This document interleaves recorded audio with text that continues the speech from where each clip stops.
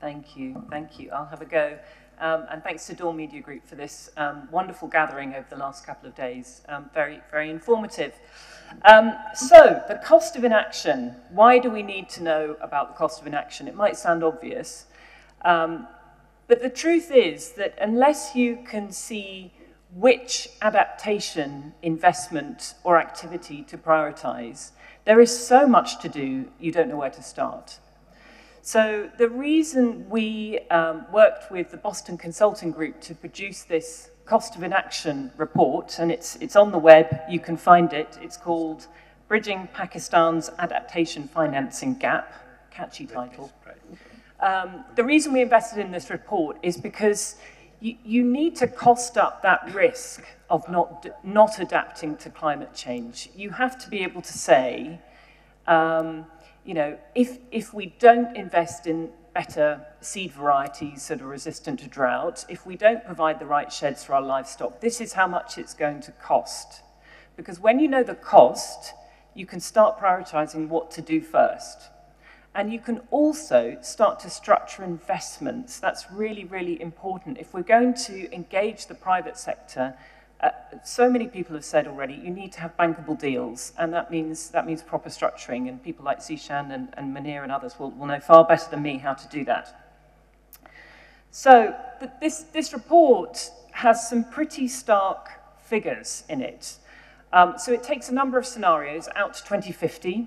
It looks at potential economic losses, social losses, environmental losses, and it looks at the different kinds of climate events that you might have, so extreme heat, drought, flooding, sea level rise. We tried to do glacial lake outbursts as well, we couldn't get the data. So using AI and a huge data model, the report predicts some quite scary things. So for instance, the economic losses to 2050 under the worst case scenario are $1.2 trillion. Huge, right? In terms of rice and cotton crop yields, it's also quite frightening. These losses to yields could be as much as 50% by 2050 if we do nothing. Swathes of land at the moment which are used for livestock potentially, because of extreme heat, just wouldn't be viable for those industries into the future. And then, of course, as we saw with the 2022 floods, there will be repeated displacements of people owing to flooding, but also owing to drought. So without going into too much of the doom and gloom, there's a pretty compelling set of arguments and costed set of arguments for investing in adaptation. The good news is that when you know these risks, you can start to look at prioritizing investments and projects. And actually there are things that we can do now, quite simple things that we can invest in, which will shore up really important economic sectors here in Pakistan into the future, notably agriculture, textiles, but also, you know, other underpinning sectors like water. The reason we wanted to start investing with IFC in this blended finance facility is to try and crowd in more private sector investment to some of these adaptation challenges. So actually Pakistan, many of you will know, doesn't do brilliantly in terms of climate finance, and that's for a whole range of reasons, not least actually because the international climate finance funds are quite slow and cumbersome to work with. That's another problem.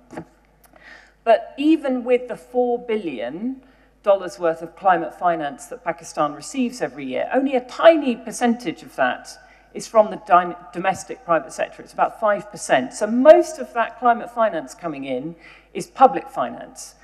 And yes, there is some international private finance, but just a tiny amount of domestic finance. That's a huge untapped opportunity.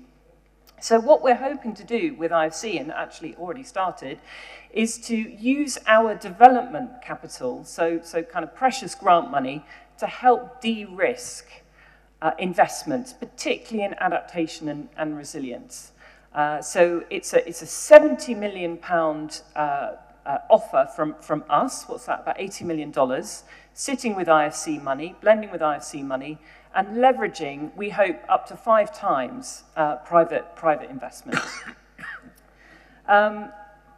The other aspect that's been talked about is project preparation. So again, we come at this from a number of different angles. Kate's already mentioned the CFA, which is a brilliant program DAI running in partnership with us here. But also alongside the blended finance facility there that IFC is running, there's a project preparation facility. So that's £20 million, what's that, about $25 million to help create these bankable projects. So I hope that gives you a little bit of an overview of how we as a development partner can start to work with others in the sector and with private sector partners to crowd in more finance. I'll just finish with a couple of words about government, because I can see my good friend Nadia from the Planning Commission, who is brilliant on all these issues sitting here. I think one of the most important things government can do, and this is both federal and provincial, is to embed really good risk assessment tools into planning processes. The CPMA process, the Climate Public Investment Management Assessment process, is embedding at the federal level. We need similar tools at the level of provincial government, because again, that helps government know which investment to prioritise first, which is going to have the biggest impact in terms of adaptation and resilience, the biggest bang for the buck. And it also helps to think through which investments should be PPP, perhaps, which may be fully commercially viable, and which should be done by public investment. And I know that government is working really hard on this at the moment with the IMF's Resilience Sustainability Fund potentially being an option for Pakistan. That will also drive a lot of really good structured activity in that area to get the planning and assessment processes into good shape. The business enabling environment has also been mentioned, and I think I'll just finish by saying, this is also an absolutely critical area. We know that Pakistan is not always the easiest business environment to work in. Fantastic businesses here in the audience, all finding opportunities. But again, the onus is on government to really try and smooth some of those regulatory pathways, correct some of the sectoral imbalances that we currently see, and actually, take a step back often to make it easier for business to invest here. I'll stop there. Thank you.